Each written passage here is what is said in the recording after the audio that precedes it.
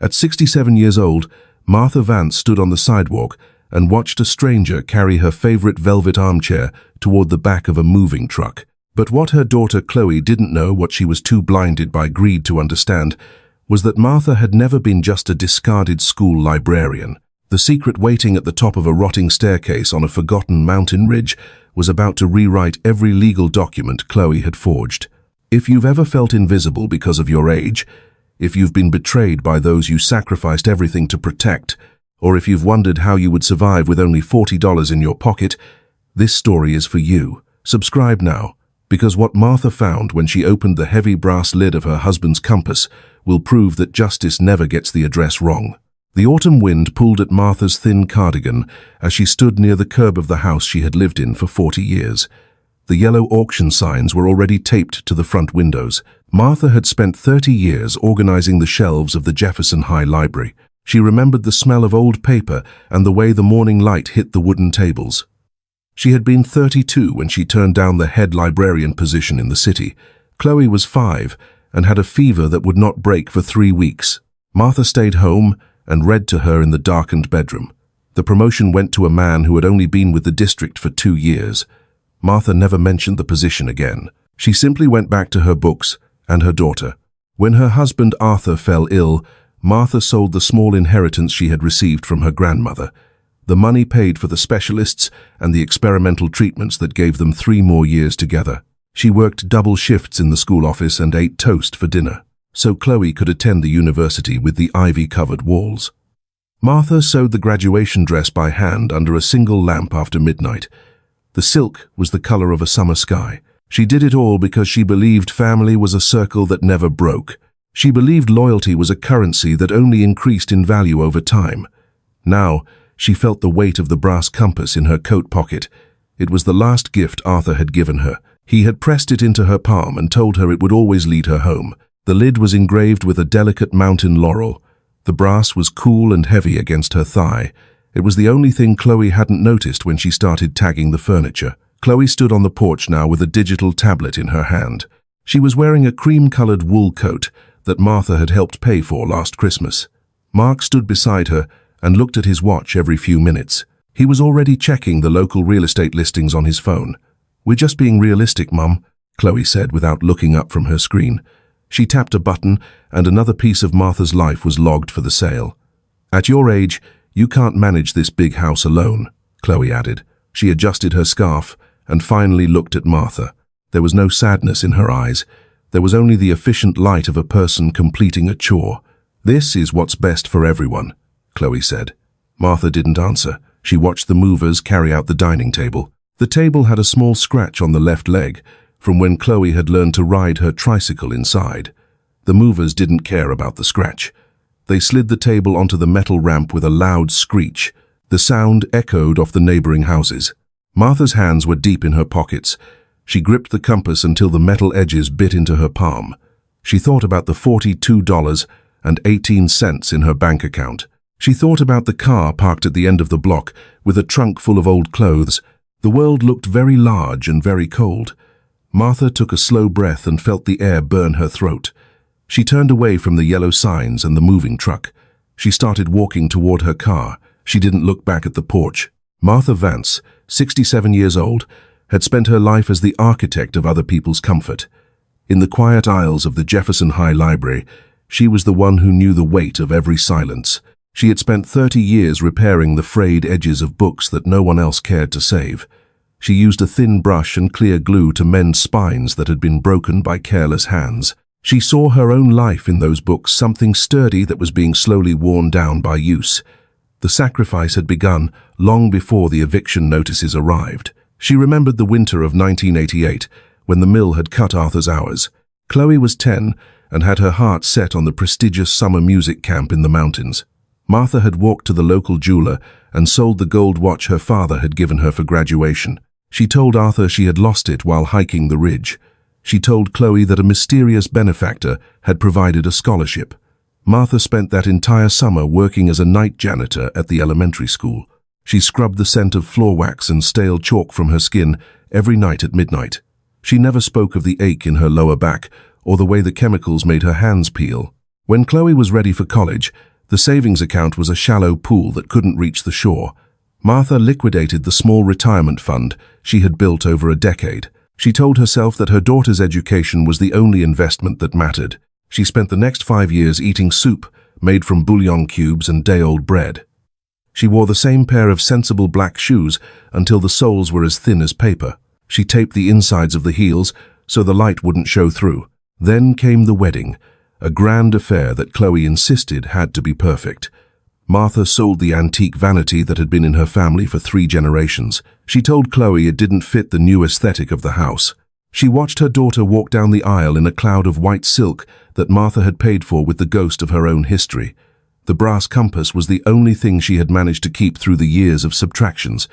Arthur had given it to her on their 10th anniversary. "This ridge is where we started, Martha," he had said, pointing to the needle. The mountain laurel engraved on the lid was his favorite flower. He had been a man who found his peace in the high places, far above the gossip of the town. After the mill closed for good, he had spent his days maintaining the trails on the ridge. He had been the one who found the abandoned fire lookout tower when it was still owned by the state. He had spent his meager savings to buy the structure at a public auction in the late 90s. "It's our sanctuary," he had told her, but Arthur's health had failed before they could ever spend a night there. The medical bills had been a flood that no levy could hold back. Martha had sold everything else, the car, the land in the valley, her own peace of mind. She had signed the papers Chloe and Mark presented with a trembling hand.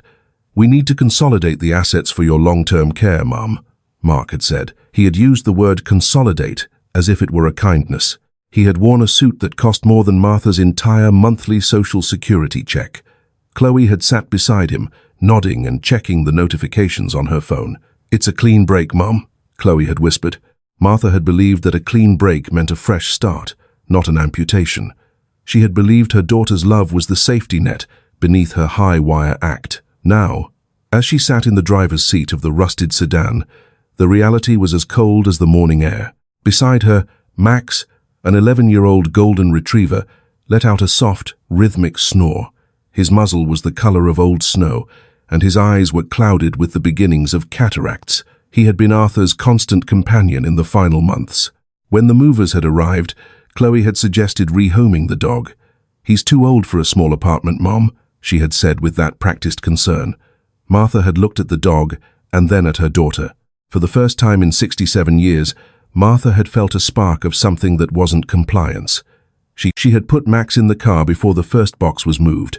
She touched the compass on the dashboard and felt the engraving under her thumb. The needle pointed north, toward the jagged line of the ridge. She turned the key and the engine sputtered to life with a cloud of grey smoke. The house in the rearview mirror looked like a stranger's property. The yellow signs flickered in the wind. Martha drove away without a word. The attorney's office was decorated in shades of grey and chrome that felt as cold as a meat locker. Martha Vance sat in a leather chair that squeaked every time she shifted her weight.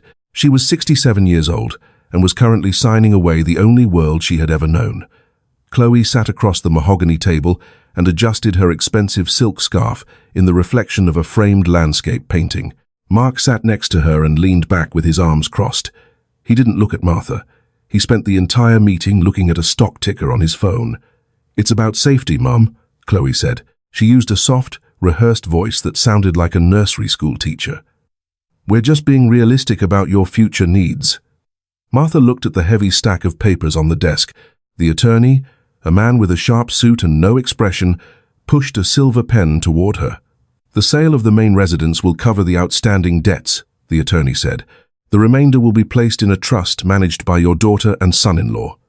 Martha picked up the pen. The metal was cold and heavy. She looked at Chloe and saw her daughter check a notification on her watch. Chloe smiled at the screen and typed a quick reply. She didn't even notice Martha was watching her. "Will I have enough for a small place near the library?" Martha asked. Her voice sounded thin in the quiet room. Mark let out a short, dry laugh. "In this market?" he said. He didn't look up from his phone. "We're not being cruel, Martha. We're being practical." Chloe reached across the table and patted Martha's hand. Her skin was perfectly manicured and smelled of expensive lilies. "You'll be so much more comfortable in the assisted living suite we found," Chloe said. "It's a clean break, Mum. It's what Dad would have wanted." Martha felt a sharp coldness settle in her chest. She knew Arthur would have hated this room. He would have hated the way Chloe used his name like a blunt instrument. Martha looked down at the last page of the contract. The Victorian house to the real estate firm, the medical settlement to the management trust, the library pension to the administrative fees. While they exchanged quick, victorious glances, already planning how to move the remaining equity, Martha received what they called the remainder, a rusted iron key, and the deed to the fire lookout tower on the northern ridge. "You're not getting nothing," Mark said. He stood up and straightened his jacket. "You're getting a property with a view." He said it with a smirk that didn't reach his eyes. He knew the tower was a ruin that the county had been trying to condemn for years. He knew there was no power, no water, and no road. Chloe stood up and slung her designer handbag over her shoulder. "It's what you always said you wanted, Mom. Peace and quiet." She walked toward the door without waiting for Martha to stand. Mark followed her and began talking about a dinner reservation in the city. Martha remained in the leather chair. She looked at the rusted key sitting on the mahogany table. It looked like a piece of junk in the middle of all that polished wood. She picked it up and felt the rough texture of the iron. She placed it in her pocket next to Arthur's brass compass. The attorney cleared his throat and looked at the clock on the wall. "We're finished here, Mrs. Vance," he said. Martha stood up. Her knees cracked in the silence. She walked out of the office and into the bright, indifferent light of the hallway. She didn't look back. Martha pulled the car into the gravel lot of a closed gas station 2 miles outside the town limits. The sun was starting to dip behind the jagged line of the ridge. She turned off the engine. The silence was immediate and heavy. She opened her coin purse on her lap. She counted the bills first. 2 $20 bills. Then she counted the coins one by one. 1 dime, 1 nickel, and 3 pennies. She had $42.18 left in the world. It was not enough for a motel. It was not enough for a deposit on a room. It was just enough for a few tanks of gas and perhaps a week of canned soup. She picked up her cell phone from the passenger seat. The screen was dark. She tapped it with a trembling finger. The lock screen showed the time and the date. There were no missed calls. There were no text messages from Chloe asking if she had found a place to sleep. The last message in her inbox was a notification from the pharmacy. It was an automated reminder to pick up a prescription. Martha knew she could no longer afford to fill it. She set the phone face down on the seat. Max shifted in the back. The old leather of the upholstery groaned under his weight. He rested his chin on the center console near Martha's elbow. His tail gave a single, slow thump against the seat. He looked at Martha with eyes that were cloudy but steady. He didn't need a house with a manicured lawn. He was just waiting for her to decide where they were going. Martha reached into her pocket. She pulled out the brass compass Arthur had given her. The metal had warmed against her skin. She held it near the window to catch the fading orange light. The mountain laurel engraved on the lid seemed to catch the glow. She pressed the small button on the side. The lid clicked open with a sharp, metallic sound. The needle vibrated for a second and then settled. It swung past the rusted gas pumps and the empty highway. It pointed directly toward the dark silhouette of the ridge. Martha looked at the dashboard clock. It was nearly 6. She had enough gas for maybe 30 miles. The fire lookout tower was 12 miles up the old logging road. She remembered the way Arthur used to talk about the air on the ridge. He called it the only place where a person could hear their own thoughts. She thought about the assisted living suite Chloe had described. She thought about the beige walls and the scheduled mealtimes. She thought about the way Mark had smirked when he handed her the key. They expected her to fail. They expected her to come crawling back within 48 hours. Martha put the compass back in her pocket. She didn't call Chloe. She didn't call the facility to tell them she wasn't coming. She put the car in gear. The gravel crunched under the tires as she turned back toward the mountain. She kept driving. The rain began as a fine mist that turned the windshield into a sheet of grey static. Martha kept the wipers on high, but the blades were old and left streaks of oil across her vision. She drove through the town of Oakhaven just as the streetlights hummed to life. The town was 3 blocks of brick buildings and a single flashing yellow light at the main intersection. She saw a diner with checkered curtains and a white church with a modest steeple. The general store had a faded red awning and a single bench out front, where a cat sat huddled against the damp wood. Martha pulled over when the engine began to knock. She stopped at the gas station with the 2 rusted pumps and a sign that said, "Closed" in the window. An older man in a heavy canvas coat stepped out of the dark garage bay. He wiped his hands on a dark rag and walked toward her window. He didn't look at the car. He looked at Martha for a long time. "You're Martha," he said. He didn't make it a question. His voice was gravelly and slow. "I'm Elias," he said. "Arthur said to watch for a woman with a mountain laurel on her compass. He said you'd come eventually after he passed." Martha felt her heart hammer against her ribs. She hadn't seen this man in 20 years. She remembered him as a younger ranger, with a laugh that could be heard across the valley. Now he was a collection of deep lines and grey stubble. Elias didn't ask why she was there at night with an old dog and a trunk full of her only possessions. He didn't ask about the house or the auction. He just reached into his pocket and handed her a small, heavy flashlight. "The ridge road is soft after the rain," Elias said. "Stay in the ruts and don't stop moving. If you stop, the mud will keep you." Martha thanked him and put the car back in gear. She followed the narrow track that led away from the town and toward the dark silhouette of the mountain. The road turned into a steep path of mud and shale. Trees leaned over the road like reaching fingers, their wet leaves slapping against the side of the car. The headlights flickered as the car bounced over a deep hole. The engine groaned and the smell of hot oil filled the small cabin. Max rested his head on Martha's shoulder and let out a soft whine. Finally, the headlights hit the base of the tower. It was 60 feet of rusted steel rising into the black sky. The wooden stairs that wound around the frame were silver with rot and missing several planks. The observation cabin at the top looked like a skeleton. Most of the glass was gone. The roof was a jagged line against the clouds. It looked like a wreck that the mountain was slowly trying to swallow. Martha stepped out of the car. The mud sank over the tops of her sensible black shoes. It was cold and thick. She felt the dampness soak through her socks immediately. Max jumped out of the back and stood by her knee. He didn't bark at the towering structure. He just looked up at the cabin and then back at Martha. The beam of the flashlight hit the bottom of the staircase. There, growing right against the rusted metal leg of the tower, was a single mountain laurel bush. It was small and stubborn. Despite the late season and the biting cold, it held 3 pale, waxy flowers. Martha gripped the iron key in her pocket. The weight of it was the only thing keeping her upright. She began to climb. The metal stairs groaned and shivered under her weight. Every step felt like a gamble. She kept her eyes on the rusted rail and her hand on the flashlight. The wind grew stronger as she rose above the tree line. It whistled through the steel lattice of the tower. Her knees ached with a sharp, stabbing pain that made her catch her breath. She reached the trapdoor at the top. It was a heavy square of oak reinforced with iron bands. She reached up and fit the rusted key into the lock. It didn't turn at first. She leaned her shoulder against the wood and twisted the key with both hands. The iron screamed as the bolt finally slid back. She pushed the trapdoor up. The hinges gave way with a crack that sounded like a gunshot in the silent woods. The door swung open. Martha climbed into the small square room and pulled Max up behind her. The air inside smelled of old cedar and wet dust.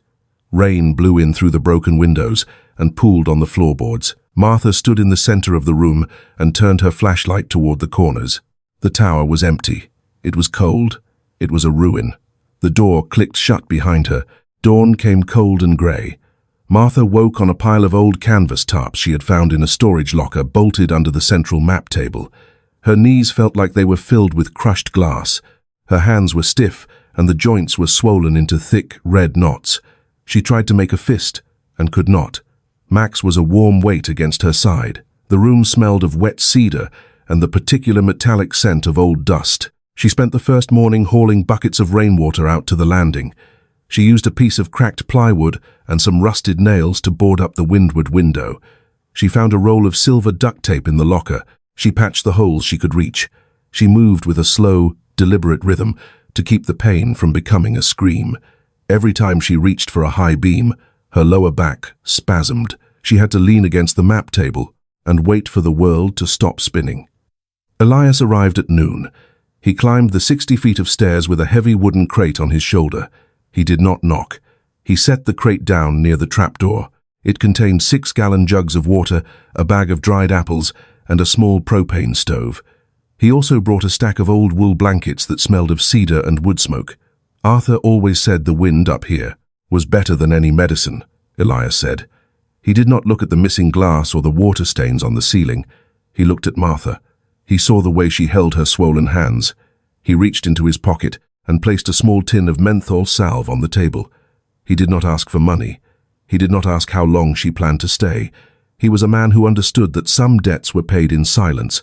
"The storm is coming back tonight," Elias said. He turned and walked back down the stairs before Martha could find the words to thank him. He was the only person who had looked at her with recognition in years. By evening, the wind began to howl through the steel lattice of the tower. The rain returned with a violence that shook the glass panes. The plywood she had nailed up rattled against the frame. Water began to drip from a new spot directly over her makeshift bed. Martha sat on the floor and pulled the wool blankets around her shoulders. She pulled her phone from her pocket. The battery was at 9%. She scrolled through her messages again. There was still nothing. No text from Chloe asking if she was safe. No call from the assisted living facility. The screen was a bright, empty void. She thought about the math of her life. She had $42.18 in her account. A single sheet of roofing tin cost $24. A gallon of sealant was $15. She thought, "I cannot fix a leaky roof. I am 67 years old with $42 and I cannot fix a leaky roof." The math beyond that was too large to look at directly. She looked at the trapdoor. She thought about walking down the stairs. She thought about getting into the car. She could drive back to the city and sit in the lobby of Chloe's apartment building. She could wait until they saw her. She could admit they were right. She could be the invisible burden they wanted her to be. She lay down in the darkness and listened to the rain drum on the roof. "This is where I die," she thought. "Not today, but this is where it ends. This is what dying alone looks like." A sharp fluttering sound came from the rafters. Martha turned her flashlight toward the ceiling. A small barn swallow was tucked into a corner where the roof met the wall. It had built a nest out of mud and dried grass. The bird did not have a deed. It did not have a bank account. It was just a small heart beating against the storm. It had stayed because this was the place it had chosen. Martha stood up from the wet canvas. Her knees screamed, but she did not sit back down. She grabbed the rusted bucket and placed it under the new leak. The water hit the bottom with a steady, metallic ring. "I am not dying in this tower," she said to the empty room. Her voice was scratchy and loud. "I am not dying because some man decided I was a liability." She walked to the map table and picked up the compass. She felt the engraving of the mountain laurel under her thumb. She was 67 years old and she still mattered. She grabbed the hammer. Martha used a piece of steel wool to scrub at the thick layer of grime on the central map table. The oak was 3 inches thick and bolted directly into the steel frame of the tower. Her shoulder joint burned with every circular motion. She stopped to catch her breath and wiped a bead of sweat from her forehead with her forearm. She pulled the brass compass from her pocket and set it down on the center of the table. She watched the needle. It did not point north toward the peaks. The needle spun in a frantic circle and then snapped toward the right side of the table. Martha frowned. She picked up the compass and moved it 6 inches to the left. The needle swung back to the right again. It was being pulled by something heavy and metallic hidden inside the wood. Martha knelt on the floorboards. The wood was damp and smelled of old cedar. She ran her fingers along the underside of the table's edge. Her fingertips caught on a small, recessed latch hidden behind a support beam. She pressed it. A shallow drawer slid open with a sound of grinding grit. Inside sat a small box made of lead and sealed with a heavy wax drip. Martha lifted the box onto the table. Her hands were trembling so violently she had to grip the edge of the wood to steady herself. She used a small pocket knife to chip away the wax. The lid of the lead box was heavy. She pried it open. Inside was a thick bundle of papers wrapped in oilcloth. She pulled the bundle out and set it on the map table. She unwrapped the cloth slowly. The first document was a heavy parchment with a gold seal at the bottom. Martha squinted in the dim afternoon light. "Original deed of transfer," she read aloud. Her voice was a whisper that felt loud in the small room. The paper was dated 1994. It didn't just cover the footprint of the tower. It described 400 acres of the surrounding ridge. Martha read the names on the bottom of the page, Arthur Vance and Martha Vance. She turned the page. Underneath the deed was a series of maritime records and private land surveys. There was a letter written in Arthur's sharp, slanted handwriting. "Martha," the letter began, If you are reading this, it means the valley has become too crowded with people who know the price of everything and the value of nothing. Martha felt the air leave her lungs. She sat on the floorboards and leaned her back against the table. "I never filed these at the county office," the letter continued. "I kept the Valley House in the public record so they would have something to chase. But the ridge belongs to us, Martha. All of it. The timber rights, the mineral rights, and the water access. I left the original land grant in this box because the county archives burned in the 50s. This is the only copy that exists. The ridge cannot be sold because it was never legally part of the town's parcel." Martha looked at the map on the table. She saw the lines Arthur had drawn in red ink. The 400 acres of the ridge were a kingdom. She picked up the deed again. She read the legal description of the boundaries 3 times. She ran her fingers over the raised gold seal. This paper meant the trust Mark and Chloe had created was built on a lie. They had seized the Valley House, but they had no claim to the ridge. They had no claim to the ground she was standing on. Martha looked at the brass compass. The needle was steady now, pointing directly at the lead box. Arthur hadn't just given her a memory. He had given her a fortress. Martha stood up and walked to the window. She looked out over the miles of forest and stone that now belonged to her. She thought about the $42.18 in her account. It didn't matter. She held the 400 acres in her hands. She touched the mountain laurel on the compass lid. She wasn't a guest in a ruin. She was the owner of the mountain. She didn't feel the ache in her knees anymore. She felt the weight of the paper against her chest. Max stood up and walked to her side. He nudged her hand with his wet nose. Martha looked at the phone on the table. It was still silent. She didn't need it to ring. She knew exactly who she was. Everything had changed. Martha spent the next 3 weeks with a sanding block and a gallon of linseed oil she found in a metal cabinet. She scrubbed the oak floorboards until the grey wood turned a deep, honey-colored gold.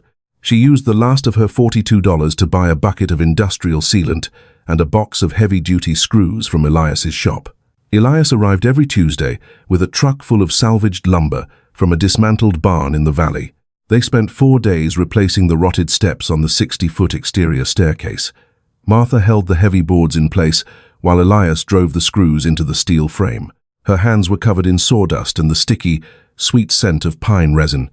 She did not mind the dark soil under her fingernails. She found a crate of original window panes in the secondary storage locker Arthur had hidden beneath the floor. She spent 3 days scraping the old, brittle putty from the frames with a flathead screwdriver. She fit the new glass into the frames and sealed them with a steady hand and a roll of weather stripping. She used a mixture of vinegar and old newspaper to polish every pane until the glass seemed to disappear. The 60-foot climb no longer made her heart hammer against her ribs. Her legs felt lean and strong under her denim trousers. She moved the heavy oak map table to the center of the room. She covered it with a white linen cloth she had found in her trunk. The lead box sat in the center of the table, like a silent sentry. The tower no longer smelled of mold and the cold dampness of the earth. It smelled of cedar and the sharp, clean scent of the high mountain air. By the end of the month, the observation cabin was a cube of light. The late afternoon sun hit the glass and turned the entire room into a brilliant prism. The reflection of the ridge moved across the floor in long, shifting bands of green and gold. It was a glass-walled sanctuary perched on the edge of the world. Max slept in a patch of sunlight near the map table. His coat was clean, and his breathing was deep and rhythmic. Martha stood on the landing and looked down at the new stairs. They were straight and solid. The tower was ready. Martha sat at the map table and watched the sun dip below the western peaks. She realized she hadn't looked at her phone in 4 days. The device sat in the corner of the drawer, its screen dark and cold. The silence of the inbox no longer felt like a weight pressing against her ribs. It felt like a boundary she had finally drawn.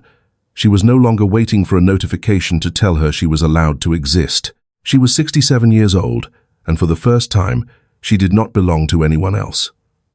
She looked at the empty chair on the other side of the map table. "You were right, Arthur," she whispered into the quiet room. "The air up here doesn't have any ghosts in it." She felt a strange, humming warmth in the center of her chest. It wasn't the heat from the propane stove or the wool of her sweater.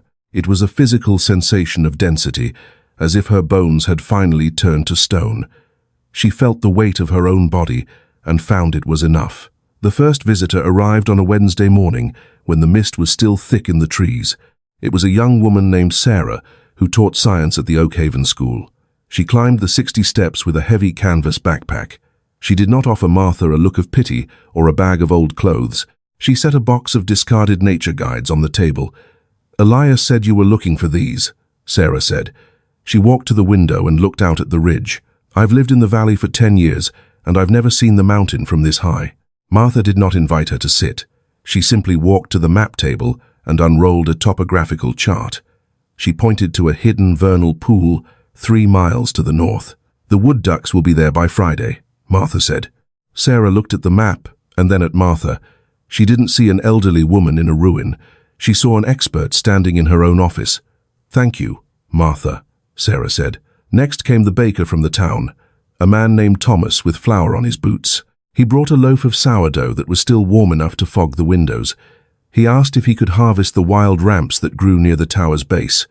Martha did not give them away. She traded the harvesting rights for a weekly delivery of fresh eggs and grain. It was a contract between equals. By the end of the second month, the community had formed a path to the ridge. They didn't come to rescue her. They came because word had spread through the diner and the general store. They said a woman lived at the top of the world who knew the secret names of the trees. They said she had a document that proved the mountain belonged to the sky. Each visitor brought a piece of the ridge's history. An old hunter brought a photograph of the tower from 1952. A retired surveyor brought a compass that needed a new needle. Martha listened to their stories and recorded them in a leather-bound ledger. She was no longer the librarian of a school. She was the librarian of the mountain. She sat on the landing every evening and watched the lights of Oakhaven flicker on. The town looked small and fragile from the ridge. She thought about the apartment Chloe had described in the city. She thought about the beige walls and the television that never turned off. She felt a shiver of cold that had nothing to do with the wind. She looked at her hands. The skin was dark with soil and the nails were short and ragged. They were the hands of a woman who built things. She was still here. The sound of a high-end SUV engine strained against the silence of the ridge, long before the vehicle came into view. Martha stood on the observation landing and watched the black paint shimmer through the skeletal trees. She didn't move as the car jerked to a halt in the mud at the base of the tower.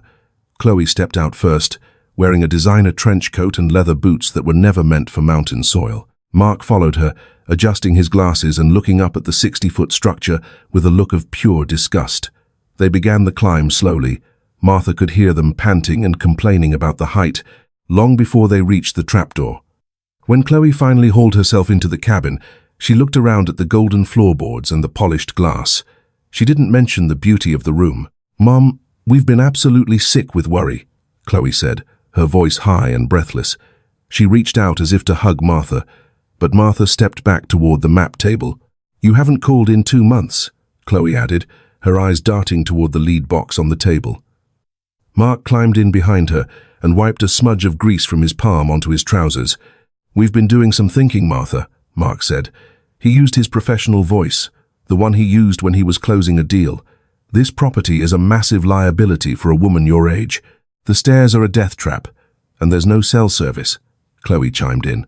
She walked toward the window and looked out at the vast expanse of the ridge. "We've found a much better solution for everyone.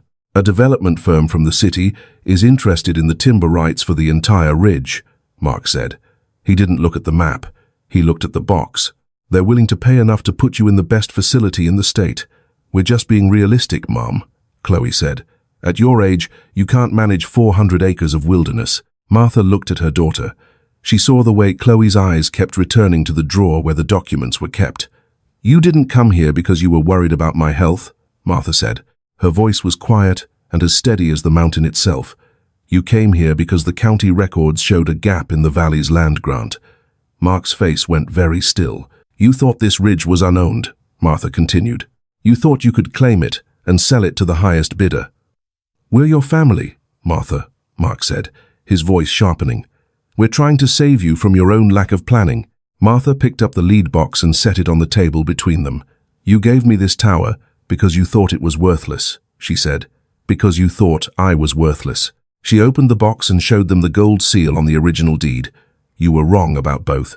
Chloe reached for the paper, but Martha closed the lid with a sharp click. "I've already filed the copies with Elias and the Oakhaven sheriff," Martha said. The ridge is a protected conservatory now. There will be no timber sales. There will be no development. Mark looked at the deed and then at the 60 feet of stairs they had just climbed. His face turned a dull, angry red. "You're being selfish, Mom," Chloe whispered. "Think about our future. Think about what this money could do for us." Martha walked to the trapdoor and held it open. "I spent 40 years thinking about your future, Chloe. I spent 40 years being the scaffolding for your life. Now, I am the mountain." She didn't raise her voice. She didn't point toward the exit. She simply stood by the door and waited. Chloe looked at the golden room one last time and saw that there was no place for her in it. She turned and began the long descent. Mark followed her without saying a word. Martha watched them walk back to their black SUV and drive away until the sound of the engine was gone. The wind returned to the ridge. The door clicked shut behind them. 1 year after the morning she arrived at the ridge, Martha Vance stood on the observation landing and watched the sunrise. The valley below was still tucked under a thick blanket of white mist. The ridge was the first thing to catch the light. The sky turned the color of a bruised peach and then a brilliant, clear blue. Martha felt the cold air against her cheeks. She did not shiver. The mountain laurel bushes at the base of the tower were in full bloom. Their waxy white and pink flowers looked like stars scattered across the dark green leaves. The scent of the blossoms was heavy and sweet. It drifted up the 60 feet of stairs and filled the observation cabin. Martha walked inside and closed the heavy oak door. The room was warm. A small cast-iron stove hummed in the corner. She had traded a summer's worth of timber management advice for the stove and the piping. She placed a fresh log of cedar onto the embers. The wood popped and sent a shower of orange sparks against the glass door. She looked at the shelves that now lined the interior walls. She had built them herself from the salvaged barnwood Elias had brought.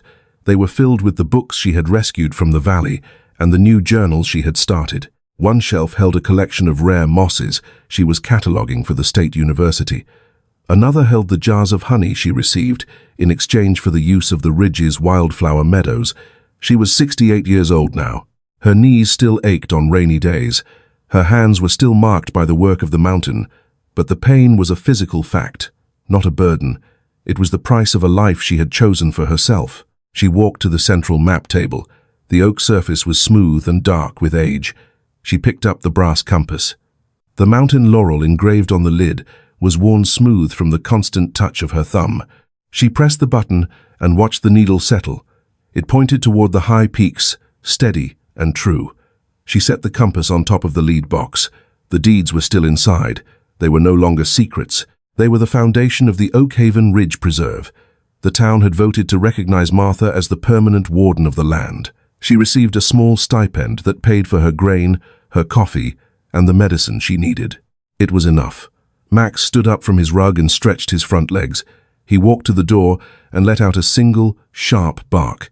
He wanted to go down and check the perimeter of the laurel bushes. Martha smiled and grabbed her walking stick from the corner. She looked at the photograph of Arthur that sat on the corner of the map table. He was leaning against an old-growth pine and laughing. His eyes were the same color as the ridge in summer. "We're home, Arthur," she said. Her voice was soft and carried no weight of the past. She felt the tower breathe around her. She began the descent down the 60 stairs. Each step was solid and sure. She didn't look back at the valley. Martha's journey from the sidewalk of her old home to the height of the northern ridge proved a single, quiet truth. The world often mistakes silence for weakness. It mistakes gray hair for a fading mind. But Martha showed that a lifetime of service is not a debt to be forgotten. It is a foundation of iron and oak. The people who tried to divide her life into assets and liabilities forgot one thing. They forgot that Martha knew how to read the maps they could not see. She knew that home is not a building you buy. Home is the place where you no longer have to explain your existence. As she walked through the blooming laurel with Max, she did not look like a woman who had lost everything. She looked like a woman who had finally cleared the weeds to find the gold beneath. Justice arrived not through a shout, but through a steady hand and a heavy brass compass. It arrived when she decided that $42 was enough to start a revolution. If Martha's story moved you, if you've ever felt like your years of sacrifice were being erased by the people you loved most, this is your reminder that your story is far from over. Leave one word in the comments describing the moment Martha opened that lead box and realized she was the owner of the mountain. Because Martha's story proves something that is always true. Your legacy is not written in the things people can take away. It is written in the truth you refuse to surrender. Share this with someone who needs to remember that it is never too late to reclaim your ridge and find your way back home. Because together, we prove that dreams don't age.